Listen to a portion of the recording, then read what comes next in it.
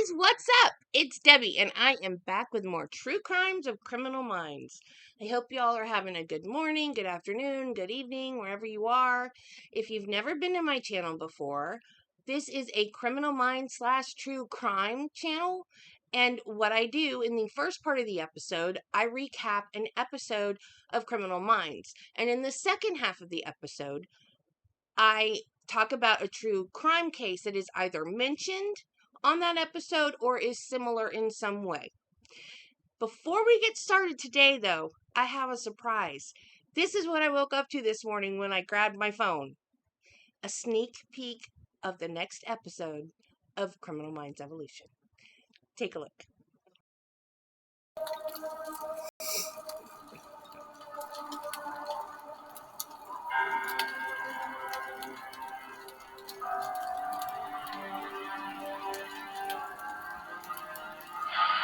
What was that? It was an explosion. Communications are scrambled. Has backup arrived? Power's been knocked out. That means towers are probably down. Com might be up, but they still have on those body cameras. That hasn't connected to any GPS, but if I can reestablish the uplink.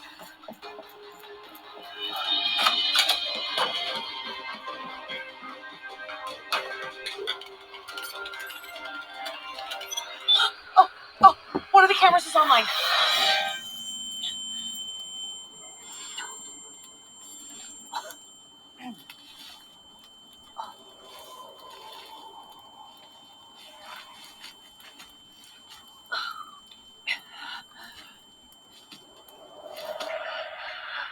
There's JJ.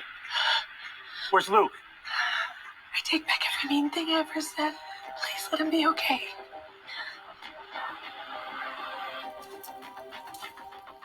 We need to get to Georgia now. I can dispatch the Atlanta division. Douglas, it's time.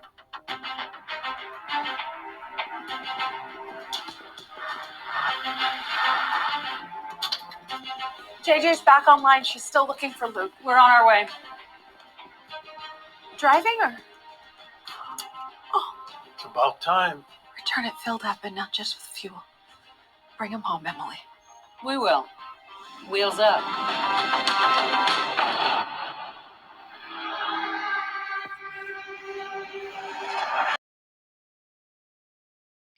I don't believe that Luke is gonna die because we are already minus Reed and minus Simmons. It would be cruel for them to take Luke away from us at this point. So I'm not worried about that. But I am very, very anxious to see the next episode, of course.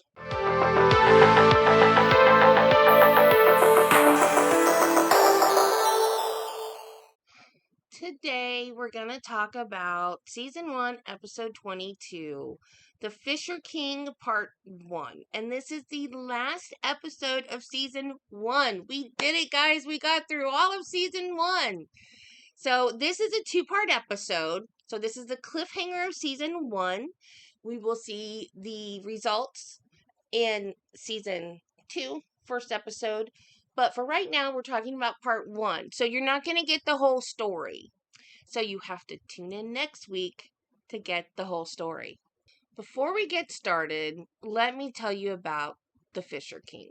Now, I love anything fantasy related. I love all the old King Arthur legends. And for some reason, this one was not on my radar. And although I've watched the episode many times and I've gotten the meaning out of context in the episode, I still looked it up, especially to let you guys know the official definition of the Fisher King.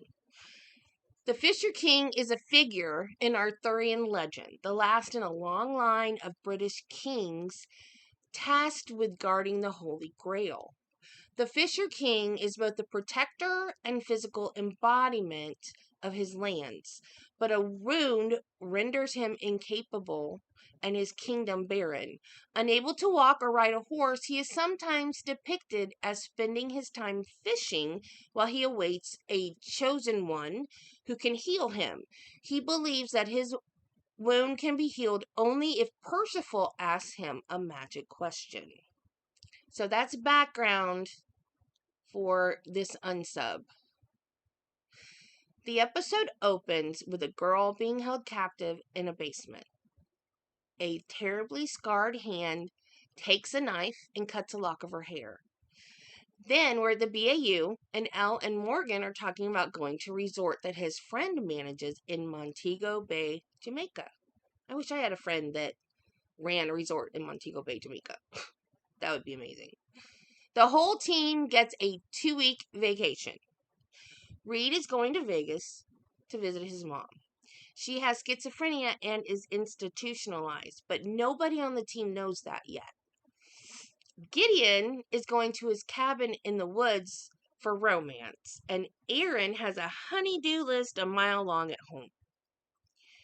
Garcia and JJ don't get the same vacation time, so they're at Quantico. Garcia is playing a role-playing game on her laptop.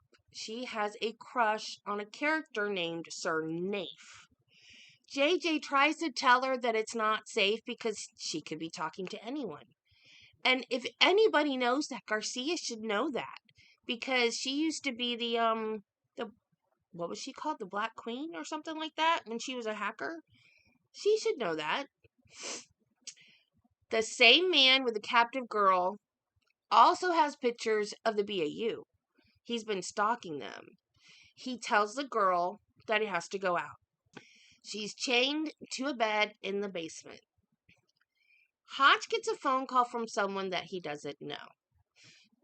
The person on the phone tells him that he must save her and that the youngest holds the key. At the resort where Elle and Morgan are staying, there's a murder. Meanwhile, Garcia is playing her game and the screen says game over, and all the screens in her office start scrolling all work, no play.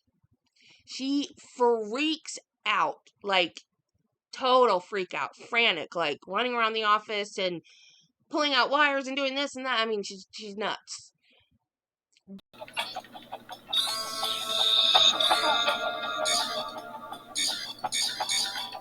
All work and no play.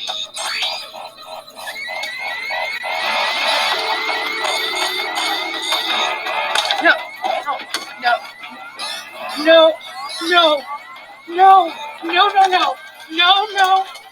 Oh my, no.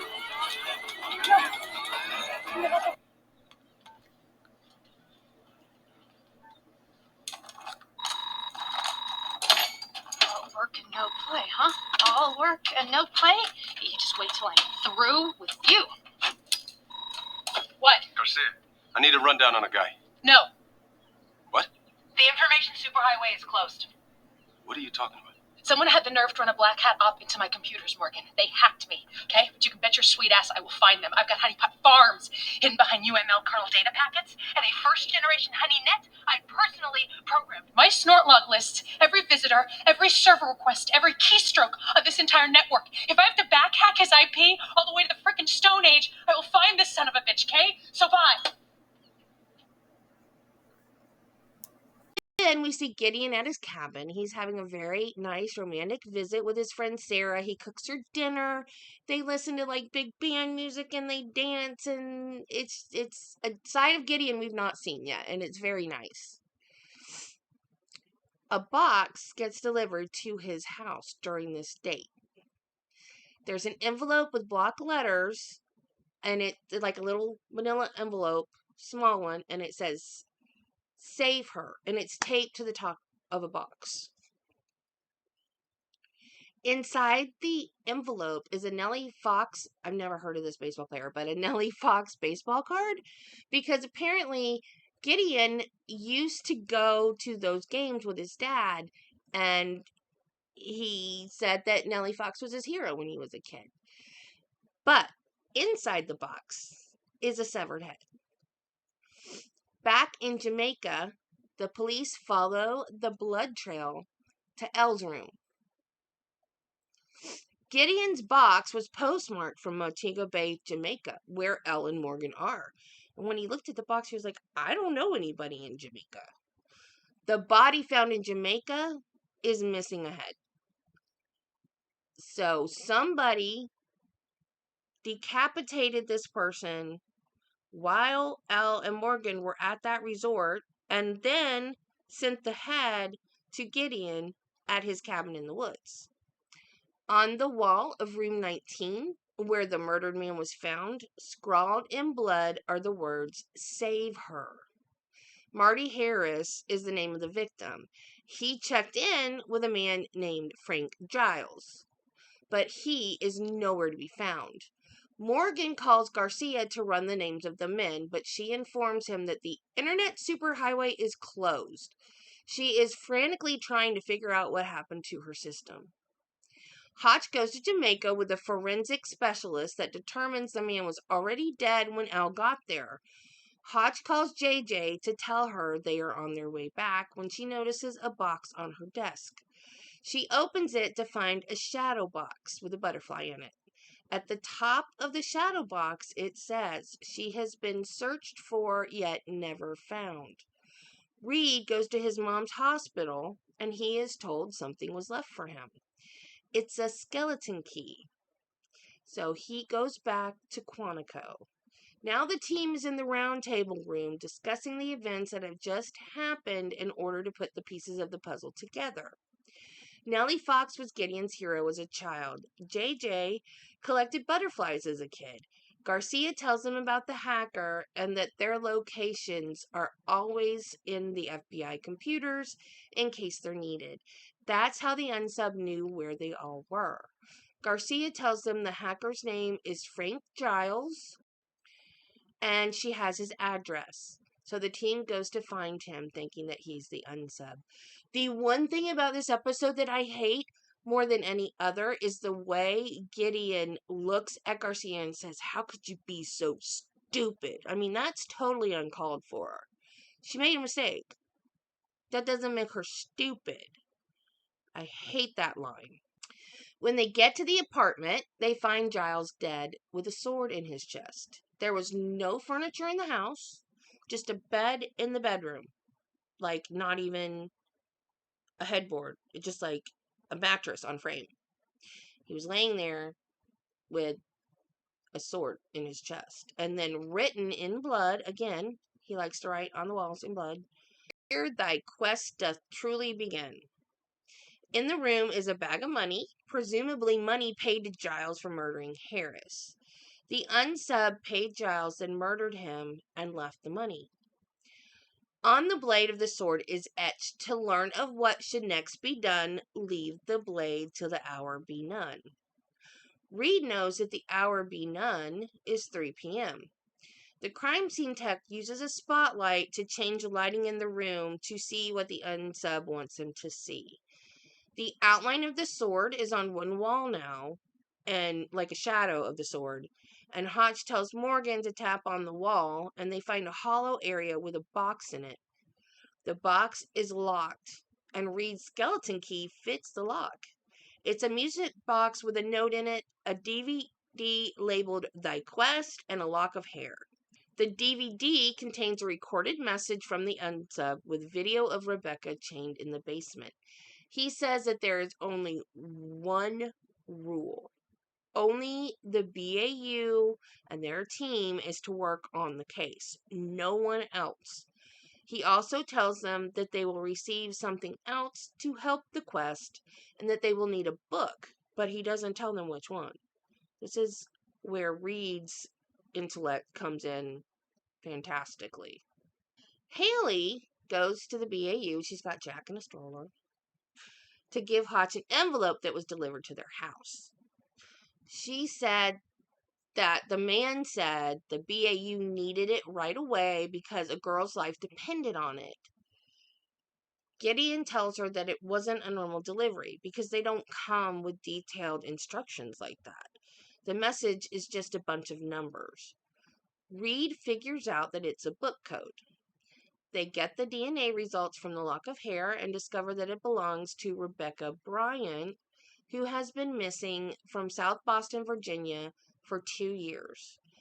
Gideon wants to do a press conference and has a sketch artist sit down with Haley to get a description of the messenger. JJ calls reporters and shows the public the sketch. Hotch sends Elle home because she hasn't slept in 36 hours.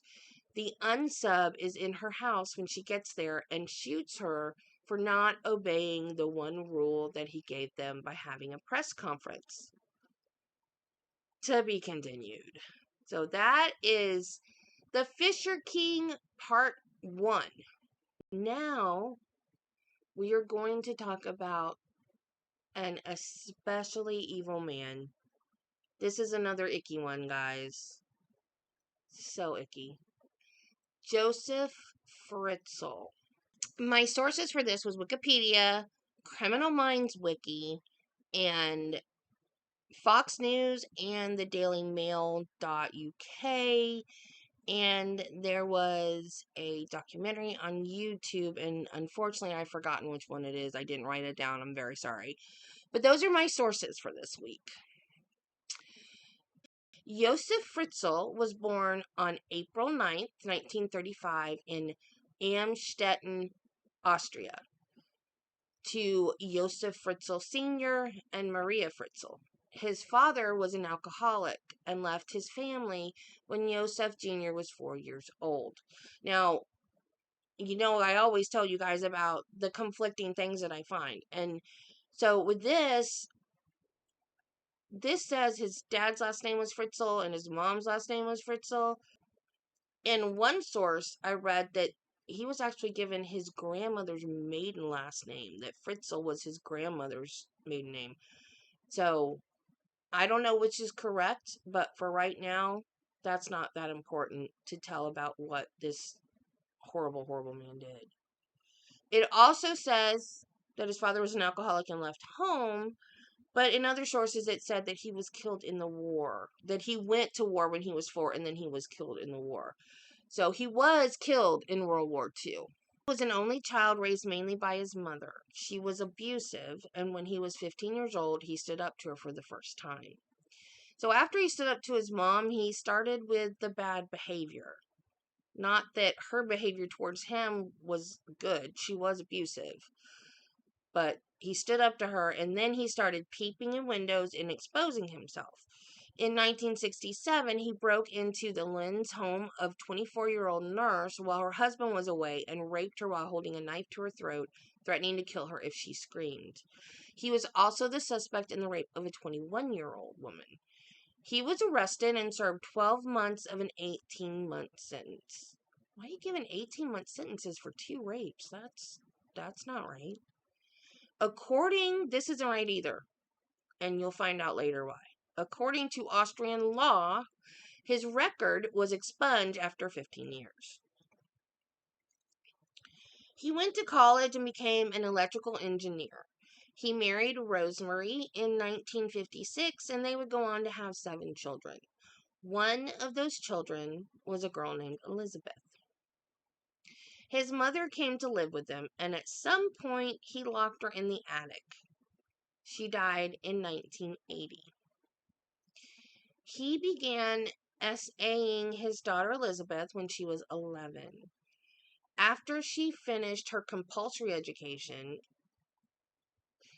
I didn't know what that meant, so I looked it up. Apparently, in Austria, you have your basic core reading, writing, arithmetic type thing you have to learn. And then when you're done with that, then you go on to learn a career. So Elizabeth finished her compulsory education and then she went to waitress school. We don't have waitress school in America. We just get thrown to the wolves if we want to be a waitress. But anyway, was studying to be a waitress. In 1983, she ran away with a friend from work and hid in Vienna. She was found and brought back home within a month. So this is when Josef's little plan started brewing in his head. And he got a permit to enlarge his basement and add 9 more rooms to the house because they took in boarders. Now, in one source, I read that they actually had a business, not just like they had boarders in their house, but prior to this, they actually had properties that they rented out. And one of his properties, there was a fire, and they think that it was an insurance fraud type of fire. But when But the house that they lived in was a 3-story house, and they added the rooms and they added the basement. Over the 24 years that Elizabeth was in the basement, they had hundreds of boarders, and the police had to question every one of them. He excavated a larger area than the permit allowed. So he had to get a permit, and I don't know why.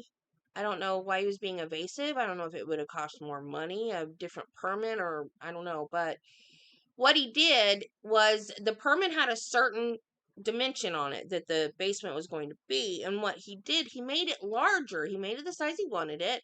Still wasn't very big. And then he hid the extra behind fake walls. So when the building inspector would come in to inspect it, it would look like it was the size on the permit. There were 2 exits or entrances to the bunker, which is what he called it. And on August 24th, 1984, he lured Elizabeth to the basement by asking her to help install a door. Then he took an ether-soaked towel and put it to her face to render her unconscious. This would be the last time she would see the outside world for 24 years. The bunker had a toilet, a wash basin, a small fridge, a hot plate, 2 bedrooms with 2 beds each, a soundproof room, which I don't want to even think about what he needed a soundproof room for, and a living area. One door weighed 1,100 pounds and became unusable, basically because it was so heavy. And the second door weighed 660 pounds. This is the main entrance, and it was on steel rails, and it was fortified with concrete, and it opened with an electric lock, and only Josef knew the code, which is even more scary, because if anything had happened to him, Elizabeth would have just died down there. So the door to the basement where Elizabeth was hidden behind a shelf in his workshop. There were 5 locked doors to get to that door. And there was a total of 8 doors, 2 that had electronic locks to get to Elizabeth. Fritzl would turn the lights out or withhold food for punishment. There was a hatch for delivering food and supplies and a tube to the surface for ventilation. That's not a lot of ventilation. His wife, Rosemary, had no idea what her husband had done, and she filled out a missing persons report. 1 month later, Fritzl took a letter to the police written by Elizabeth. He made her write letters, he made her record messages, and the letters he would mail from outlying cities to make it think like she was somewhere else and not in Amstetten. So the letter that he took to the police was in Elizabeth's handwriting because he made her write it, and it said that she was tired of living with them, and if they tried to find her, she would leave the country. He did not SA her for 2 years. I don't know if he wanted her to get used to the captivity or what, but he left her alone, but she was restrained the entire first year. And after the first year, he unchained her and allowed her to walk around down there. He visited her almost every day, never less than 3 times a week. Elizabeth became pregnant, but she miscarried in November of 1986. In 1988, Kirsten was born, then Stefan was born on February 1st, 1990. On August 29th, 1992, Lisa was born, but Lisa wouldn't stay in the basement. She would be left in a cardboard box on the Fritzl's porch with a note from Elizabeth asking them to raise her. So that's the second letter he's made her write. Now that there were 3 people living in the bunker, Joseph decided to enlarge it from 380 square feet to 590 square feet. He made Elizabeth and the 2 kids dig out the basement extension with their bare hands. On the 26th of February, 1994, Monica was born. She was the spitting image of her mom as a teenager. In December of 94, she was found on the porch in a stroller. This time, her mother received a telephone call from Elizabeth that sounded pre-recorded, asking for her mother to care for Monica.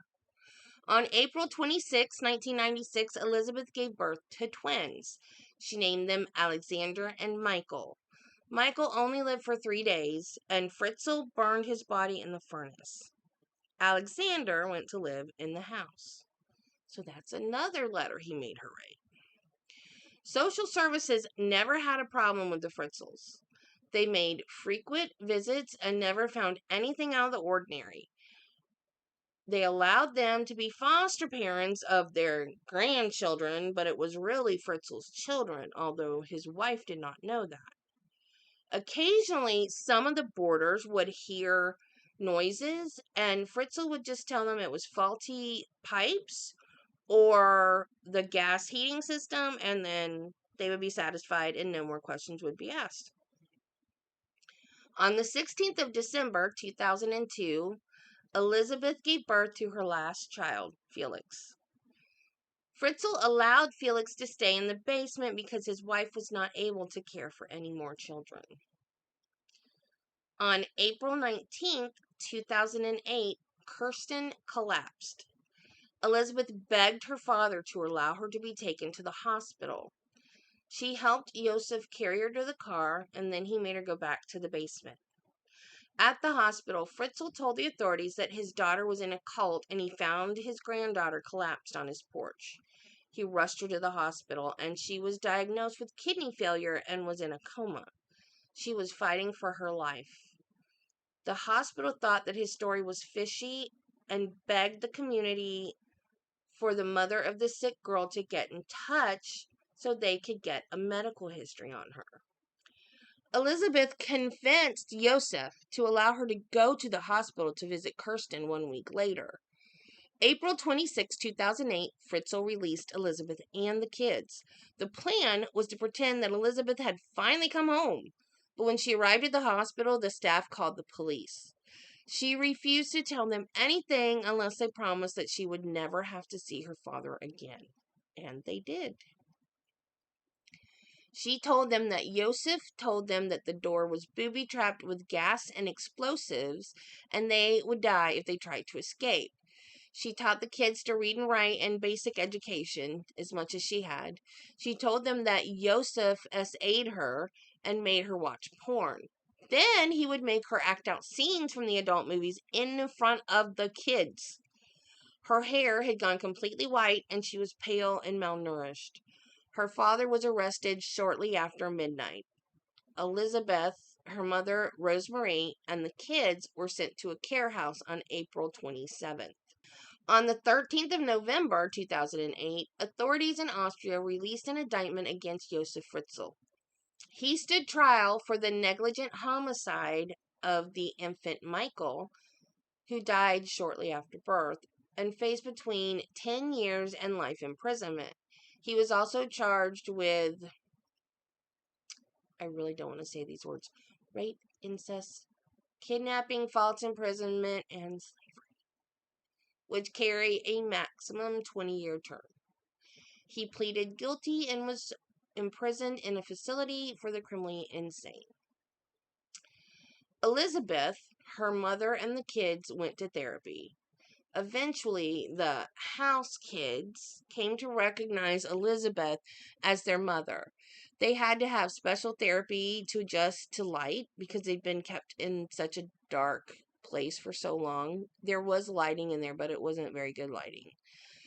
The ceiling was only 5 feet 6 inches tall. Now, I'm 5'4", and I have claustrophobia. I would be freaking out if my head was that close to the ceiling. But Stefan, by the end of the captivity, he was 17, and he was 5'8". So he did not walk correctly because the ceiling he had to hunch down. And this bunker had 16-foot long corridors that were teeny tiny and low ceiling, and he was a big guy and he never walked correctly, so he had to get therapy for that. They changed their names. And Elizabeth has forgiven her mother for not being aware of what was happening. I just pray that these people get the help that they need, because it looks like they need a lot of intensive therapy. I can't imagine being kept captive by my father and then having kids with him. That's just, that blows my mind. Like, why? That's your flesh and blood. That's your kid. You made that kid. Why? I don't know. I guess we'll never know. Some people are just crazy. He is now, I believe, 81 years old, and he's trying to get moved from the prison, the criminally insane prison, to a regular prison. And he has failing health and dementia. So just the fact that he has dementia, I don't know if they're going to let him go to a regular prison or not. In one source I read, he already had been transferred to a regular, and then another one I read that it was something they were considering. So I actually don't know where Josef Fritzl is right now, but at least he's locked up for the rest of his life. So that is all I have for Fisher King Part 1. Tune in next week for Fisher King Part 2. And remember, be kind to people, love your family, and I'll see you next time. Bye!